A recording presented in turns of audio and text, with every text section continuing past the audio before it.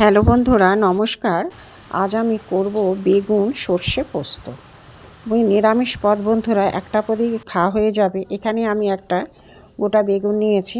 প্রথমে কেটে আমি 4 ফালি করে নিয়েছি। বেগুনে কোনো পোকা টোকা কিছুই ছিল না, সুন্দর বেগুন। এবার বেগুনে নুন হলুদ মেখে নিলাম। মেখে নিয়ে কিছুক্ষণ আমি রেস্টে রেখে দিয়েছিলাম। এখানে 1 চামচ পোস্ত, রাই সর্ষে, কালো সর্ষে, 2টো কাঁচা লঙ্কা, লাল কাঁচা লঙ্কা নিয়ে আমি একটু শিলে বেটে নেব। বন্ধুরা, এই যে সর্ষে পোস্ত বেগুন খুব কিন্তু ভালো লাগে। যারা বেগুন খেতে চায় না, অনেকে বেগুন খায় না, কিন্তু এইভাবে একবার করে দেখবেন, খুবই ভালো লাগে। এবারে আমি কড়াই সর্ষের তেল দিয়ে দিয়েছি। তেলটাও ভালো গরমও হয়ে গেছে। বেগুনগুলো নুন হলুদ মাখানো ছিল। এবারে আমি উল্টো দিক দিয়ে খোসার দিকটা তেলের মধ্যে দিয়ে আমি ভেজে নেব। এইভাবে ভাজলে কী হয়, বেগুনটা ঝপ করে পড়ে না।